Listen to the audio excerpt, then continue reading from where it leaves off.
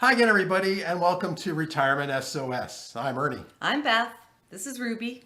Today we have a little bit of a different show. Beth and our daughter went to Scotland last month in September, and I know, Beth, you want to review some of the highlights.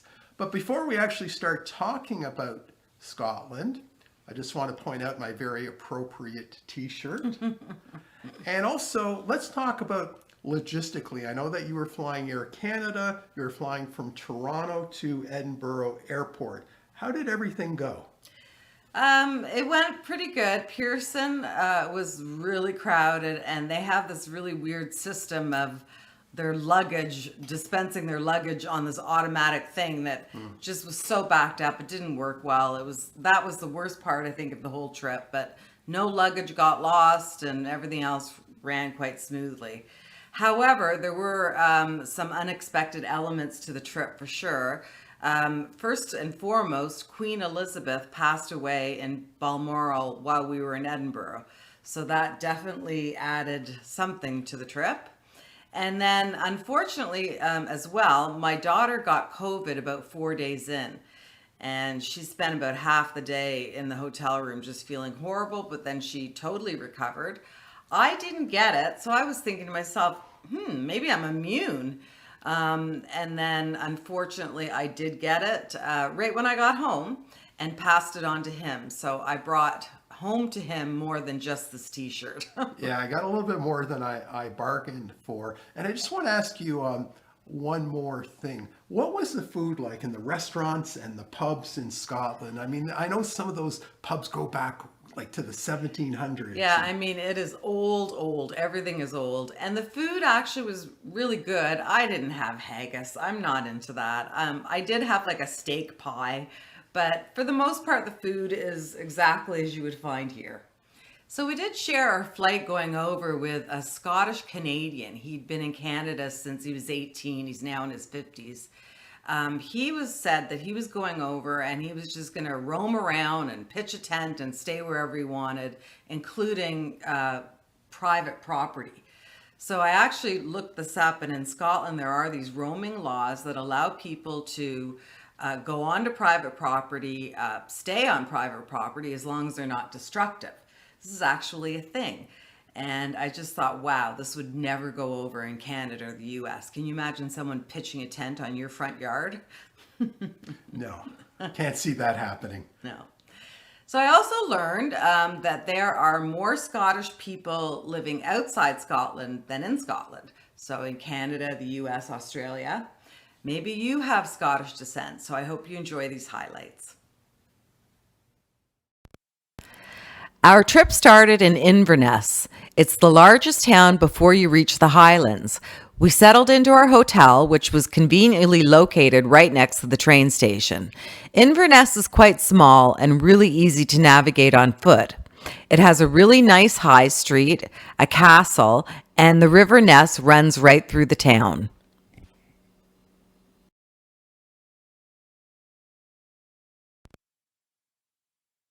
The next day, we did a 12-hour bus tour of the Scottish Highlands, which, in hindsight, I would not recommend. I wish we'd had more time to stretch it out a bit. It was a long time on the bus, and one of the worst parts was the best views were on the other side of the bus. This was our view of Loch Ness.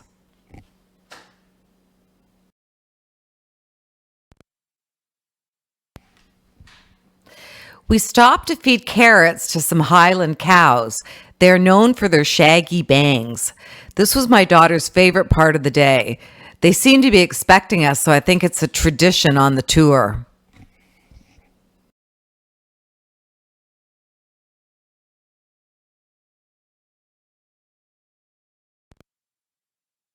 Stopped at Eilean Donan Castle, originally built in the 13th century. It's on a little island. I think the original building was destroyed in a fire and it's been rebuilt.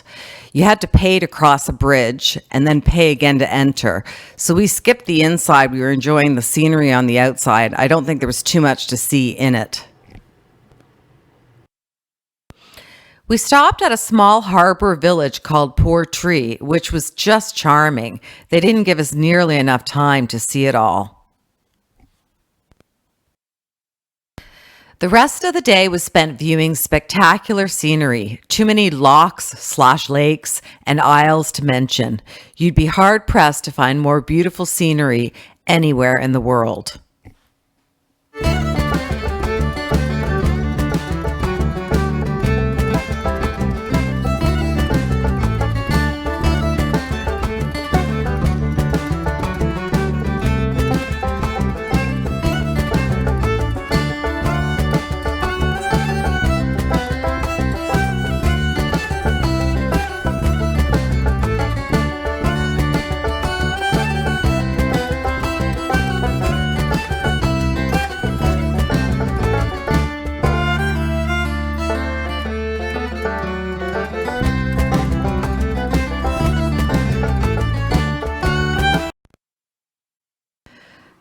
We then arrived in Edinburgh and stayed right on the Royal Mile, which is their main high street.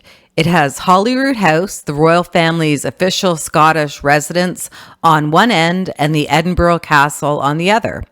I was so glad we started our tour with Holyrood House because, as I mentioned, Queen Elizabeth died while we were there and it closed for tours the very next day.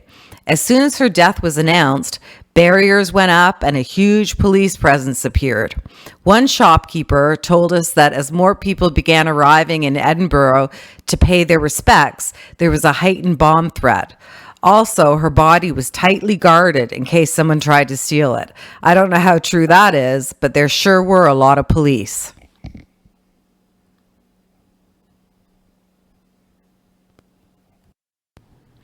Here is St. Giles Cathedral, where she was to lay in state for 2 days. It was quite beautiful. We missed the Queen, so to speak, seeing her. By one day, we left just as she was arriving in Edinburgh.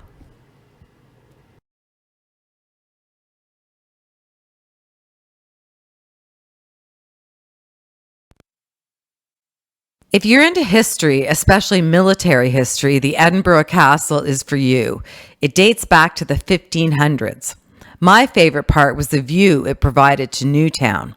Edinburgh is old. Newtown was built in the 1700s, so it's still really old as well. There were times when I walked the old cobblestone streets and I could almost feel how things must have been like before Newtown was built. The streets are narrow with lots of passageways and alleys they called closes.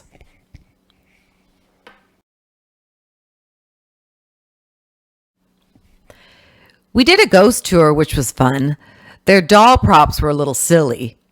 Be prepared to hear a lot of Scottish history, especially about Bonnie Prince Charlie and Flora MacDonald and how they fought the British Army alongside the Jacobites.